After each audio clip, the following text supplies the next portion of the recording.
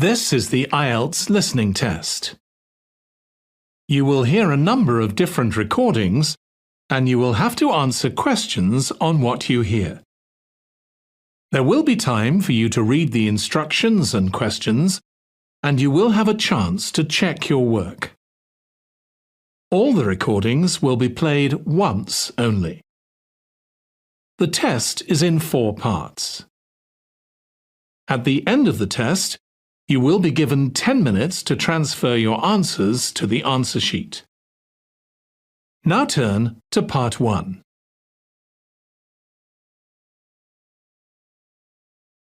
Part 1.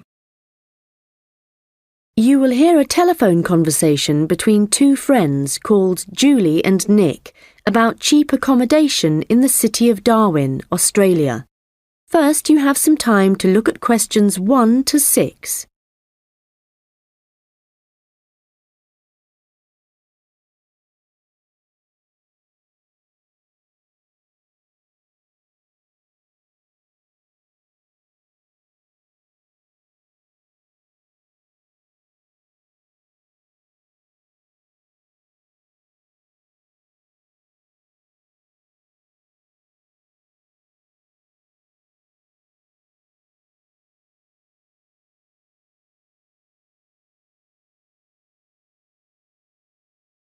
Hi Nick, it's Julie. Have you managed to find any information about accommodation in Darwin? Hi, I was just going to call you. I found some on the internet. There are quite a few hostels for backpackers there. The first possibility I found was a hostel called Top End Backpackers. Okay. It's pretty cheap. You can get a bed in a dormitory for $19 per person. Private rooms cost a bit more, but we'll be okay in dormitories, won't we? Sure. So, that hostel has parking, though that doesn't really matter to us, as we'll be using public transport. Yeah. Are there any reviews on the website from people who have been there? Well, yes. They aren't all that good, though. Some people said they didn't like the staff. They had an unfriendly attitude. That's quite unusual in a hostel. Usually all the staff are really welcoming. That's what I thought. People said they liked the pool and the fact that the rooms had air conditioning. But the problem with that was that it was very noisy, so they were kept awake. But it was too hot if they turned it off, so they had to put up with it. Someone told me there's another hostel called Gumtree something. Gumtree Lodge. It costs a bit more, $45 a person. What? Oh, no, that's for private rooms. It's $23.50 for the dorms. That's more like it. It looks to be in quite a good location. A bit out of town and quiet, but with good transport and quite near a beach. Has it got a pool? Yes, and its own gardens. The reviews for that one are mostly okay, except for one person who said they couldn't sleep because there were insects flying around in the dormitories. Not for me then. And I'd rather be somewhere central, really. Right. There's a place called Kangaroo Lodge. They've got dorms at $22, and it's downtown, near all the restaurants and clubs and everything. So that should suit you. And it doesn't close at night. So there's always someone on reception? That sounds good. The only criticism I saw was that the rooms were a bit messy and untidy because people just left their clothes and stuff all over the beds and the floor. Don't hostels usually have lockers in the bedrooms where you can leave your stuff? Yeah, they do usually, but apparently they don't here. Still, hostels are never particularly tidy places, so that doesn't bother me. And the same person said that the standard of cleanliness was pretty good, and especially the bathrooms. They were excellent as far as that went. Right. Yeah, I reckon Kangaroo Lodge sounds the best. Me too. Quite a lot of people reviewing it said it was really fun there. Like every night everyone staying there got together and ended up having a party. so it sounds like it's got a really good atmosphere. OK, let's go for that one. Before you hear the rest of the conversation, you will have some time to look at the questions 7 to 10.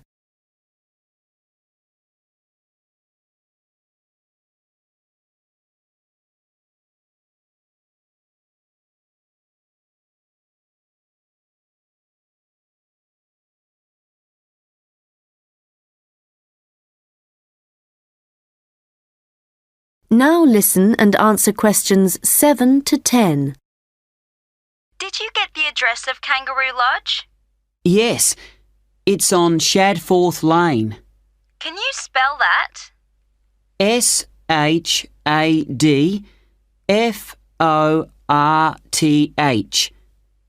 It's near the transit centre, where the intercity buses and the airport buses drop you off. Cool. I'm really looking forward to this. I've never stayed in a hostel before. Do they provide bed linen, sheets and things? Yeah. And you can usually either bring your own towel or hire one there. But they don't usually provide those for free. OK. And what happens about meals? Well, you don't have to pay extra for breakfast. It varies a lot in different places, but generally it's okay. And there's usually a cafe where you can buy a snack or a hot meal for lunch. But actually, if you're really travelling on the cheap, usually for every 5 or 6 rooms, there's a kitchen where you can knock up a snack. And that saves a lot of money. Great. Right, well, shall I go ahead and book that? That is the end of part 1. You now have 1 minute to check your answers to part 1.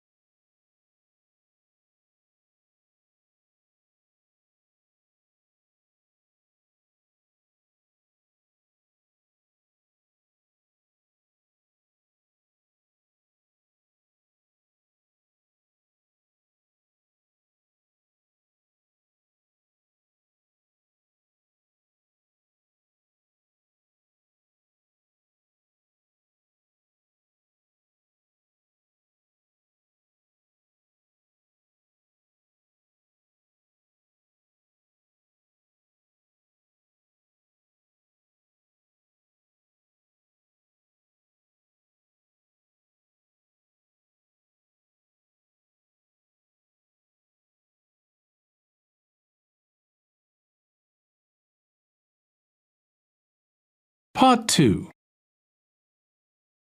You will hear a guide at an outdoor sculpture park talking to a group of visitors. First, you have some time to look at questions 11 to 16.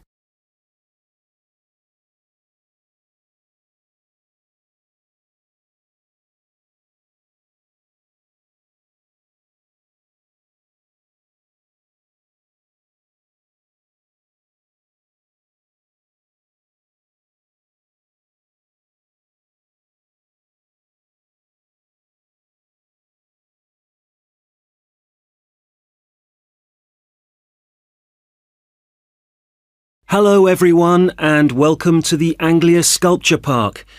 Right, well, the idea behind the sculpture park is that it's a place where works of art such as large sculptures and carvings can be displayed out of doors in a natural setting.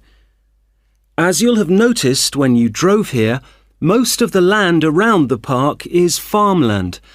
The park itself belonged to a family called the De Quinces, who had made a lot of money from manufacturing farm machinery and who also owned substantial stretches of forest land to the north of the park. They built a house in the centre of the park, not far from where we're standing now, but this burnt down in 1980 and the De Quinces then sold the land. The Anglia Sculpture Park isn't the only one in the country. Several of the London parks sometimes display contemporary sculptures, and there are a couple of other permanent sculpture parks in England. But we're unique in that some of our sculptures were actually created for the sites they occupy here. And we also show sculptures by a wider range of artists than anywhere else in the country. For example, at present we have an exhibition by Joe Tremaine of what he calls burnt sculptures. These are wood and stone sculptures that he's carved and marked with fire to illustrate the ferocity and intensity of the forces that have shaped our planet over millions of years. They look really dramatic in this rural setting. To see some of the sculptures, you'll need to follow the path alongside the lower lake. We had to renovate this after the lake overflowed its banks a couple of months ago and flooded the area. The water level's back to normal now, and you shouldn't have any trouble. The path's very level underfoot. You should be back at the visitor centre at about 4 o'clock. If you have time, it's worth taking a look at the centre itself. It's not possible to go upstairs at present, as builders are working there adding another floor, but the rest's well worth seeing. The architect was Guy King. He was actually born in this part of England, but he recently designed a museum in Canada that won a prize for innovation in public buildings. If you want to get something to eat when you get back, like a snack or a sandwich, the terrace room is currently closed, but you can go to the kiosk and buy something, then sit on one of the chairs overlooking the lower lake and enjoy the view as you're eating. Before you hear the rest of the conversation, you will have some time to look at the questions 17 to 20.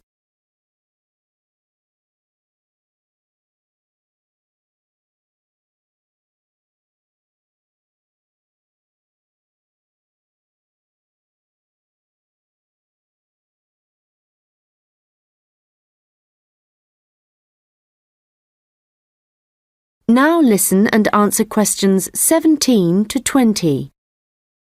Now, let me just tell you a bit about what you can see in the sculpture park. If you look at your map, you'll see the visitor centre, where we are now, at the bottom, just by the entrance.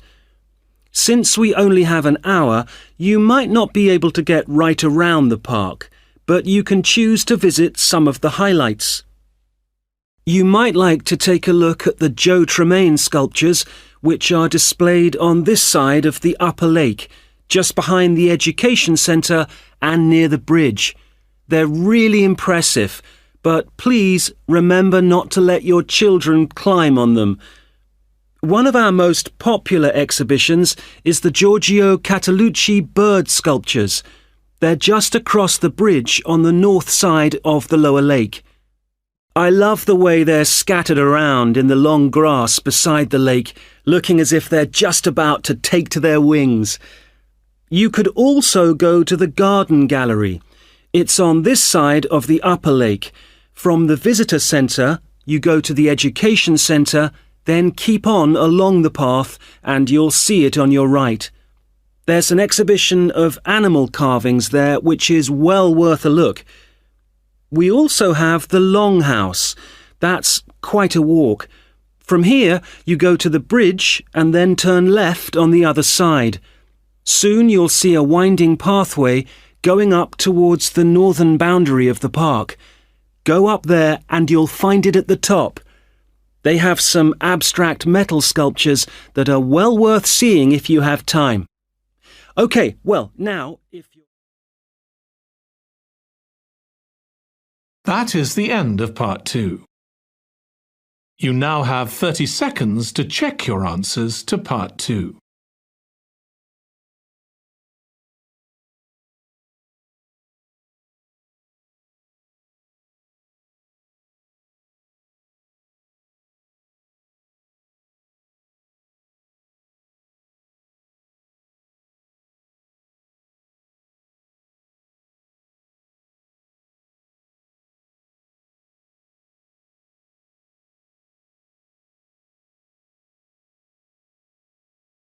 Part 3.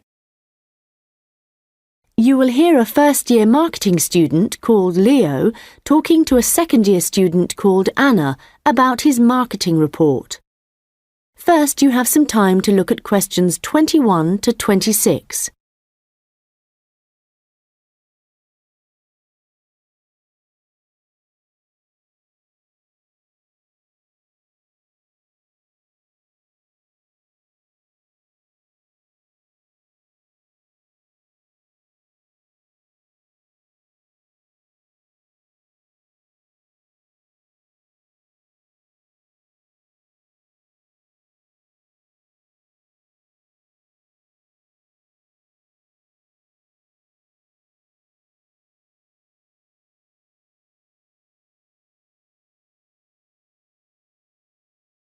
Anna, I wanted to ask you about my marketing report. I'm not sure about it. That's okay, Leo. So what do you have to do? Choose a product or service, then compare two organisations that produce it. I'm doing instant coffee. But haven't you got a weekend job in a clothing store? Why didn't you choose clothing? That was my first thought, because I thought it'd give me some practical examples. But when I searched for men's clothing on the internet, there were hardly any articles. So then I looked for coffee, and I found there were tons. Yeah, there are so many brands on the market now. OK, so how much have you actually written?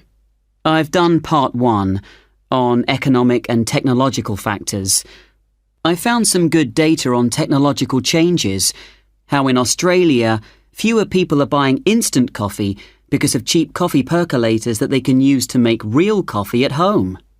But there's also a movement away from drinking coffee. Switching to things like herbal teas instead because they think it's healthier. But that's not really to do with technology. It's more cultural. Anyway, for part 2, I'm comparing two instant coffee companies, Coffee Now and Schaffers, and I've made this table of products. Right. Let's see. So you've got the brand names and prices and selling size and descriptions. OK, the table looks good. You'll get marks for research there. Where will it go? In the section on the marketing mix, under product. Not in the appendix? No. OK, but it's too factual on its own. You need to add some comment in that section about the implications of the figures. Right, I'll do that. Now, I want to say that I think that Schaffers is more of a follower than a leader in the coffee industry. Now, I'm putting that in the section on market share. Does that seem okay? Let's see. So, you've begun by explaining what market share is, that's important. But you've got to be careful how you give that opinion. Do you think it should go in another section? Well, it's fine where it is, but you've got to back it up with some data, or they'll say your report lacks weight. OK. One thing I'm worried about is finding anything original to say. Well, since this is your first marketing report, you're not expected to go out and do interviews and things to collect your own data. You're just using published data. So the analysis you do might not throw up anything that people didn't know before. But the focus is more on how you handle the data. I mean, you might take something like a graph of sales directly from a website, but what makes your work original is the perspective you provide by your interpretation of it. Oh. You know, it's all so different from business studies assignments at school. It's really surprised me. What? How much research you have to do? I expected that. It's more, I knew exactly what I had to do to get a good grade at school. And I knew I'd be expected to go more deeply into things here. But I haven't got information on how the lecturer is going to grade my work, what he's looking for.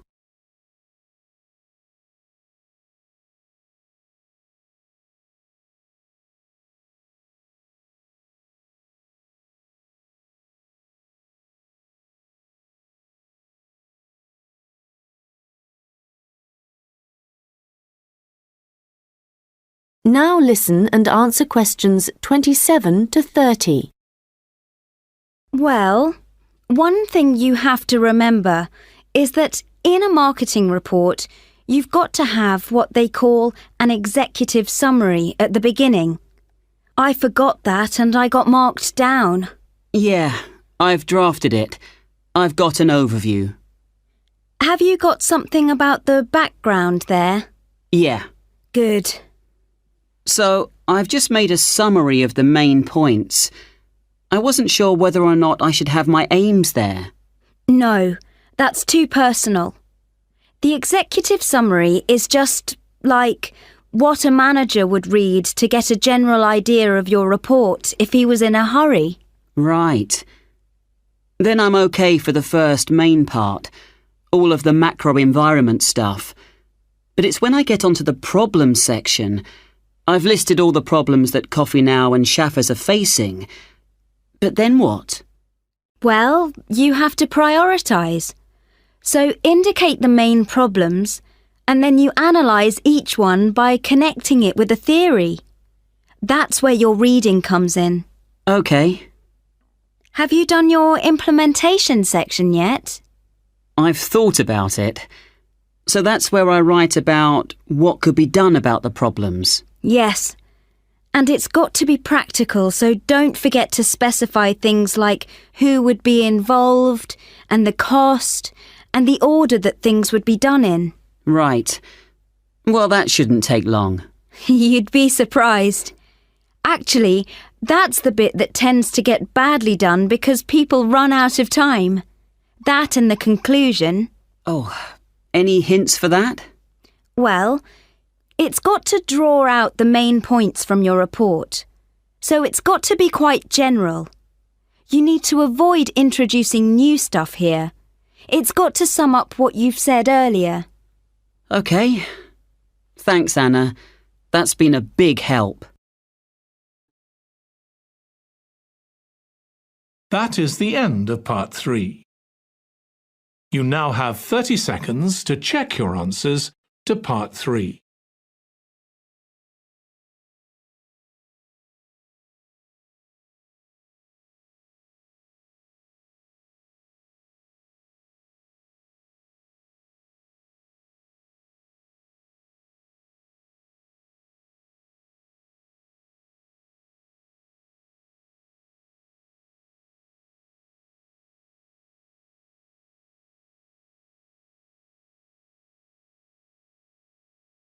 Part 4.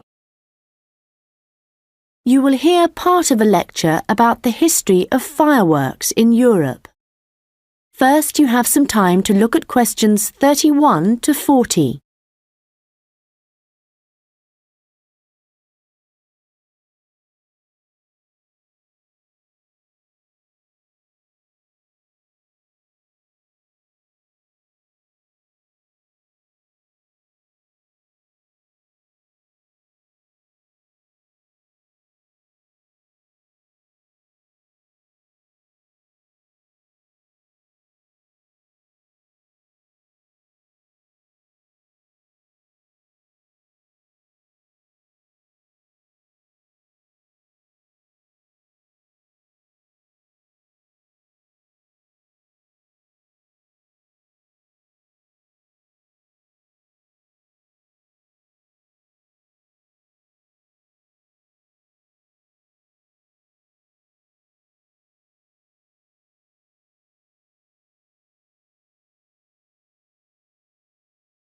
Now listen carefully and answer questions 31 to 40.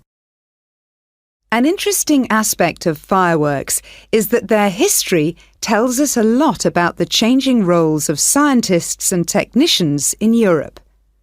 Fireworks were introduced from China in the 13th century. Up to the 16th century, they were generally used for military purposes, with rockets and fire tubes being thrown at the enemy. But they were also sometimes a feature of plays and festivals, where their chief purpose was related to religion. By the 17th century, the rulers of Europe had started using fireworks as a way of marking royal occasions. Technicians were employed to stage spectacular shows which displayed aspects of nature, with representations of the sun, snow and rain. These shows were designed for the enjoyment of the nobility and to impress ordinary people. But fireworks also aroused the interest of scientists, who started to think of new uses for them. After seeing one firework display where a model of a dragon was propelled along a rope by rockets, scientists thought that in a similar way humans might be able to achieve flight, a dream of many scientists at the time.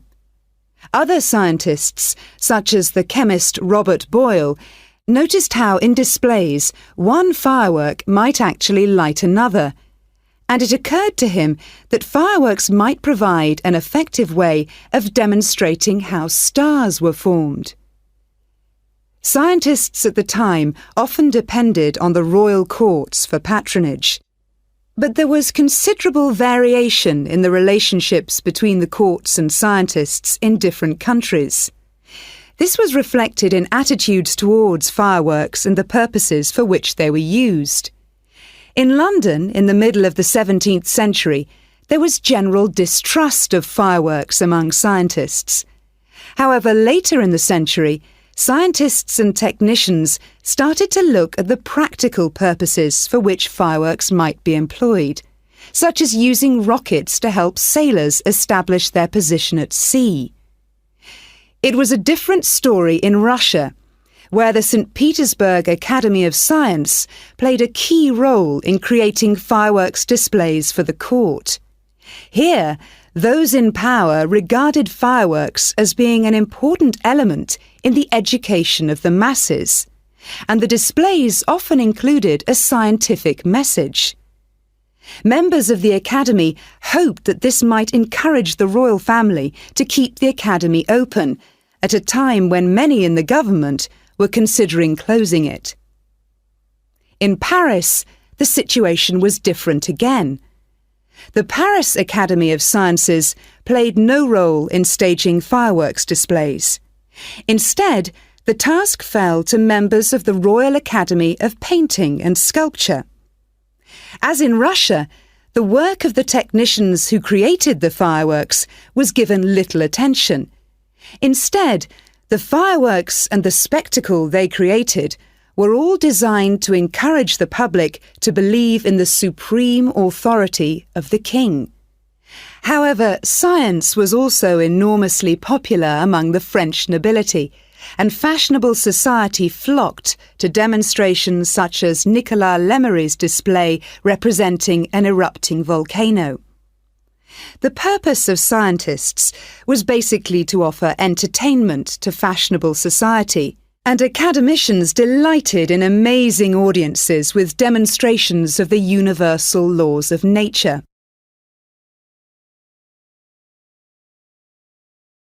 In the course of the 18th century, the circulation of skills and technical exchange led to further developments. Fireworks specialists from Italy began to travel around Europe, staging displays for many of the European courts. The architect and stage designer Giovanni Servandoni composed grand displays in Paris, featuring colourfully painted temples and triumphal arches. A fireworks display staged by Servandoni would be structured in the same way as an opera, and was even divided into separate acts. Italian fireworks specialists were also invited to perform in London, St. Petersburg, and Moscow. As these specialists circulated around Europe, they sought to exploit the appeal of fireworks for a wider audience, including the growing middle classes. As in the previous century, fireworks provided resources for demonstrating scientific laws and theories, as well as new discoveries. and displays now showed a fascinated public the curious phenomenon of electricity. By the mid-18th century, fireworks were being sold for private consumption. So the history of fireworks shows us the diverse relationships which existed between scientists, technicians, and the rest of society.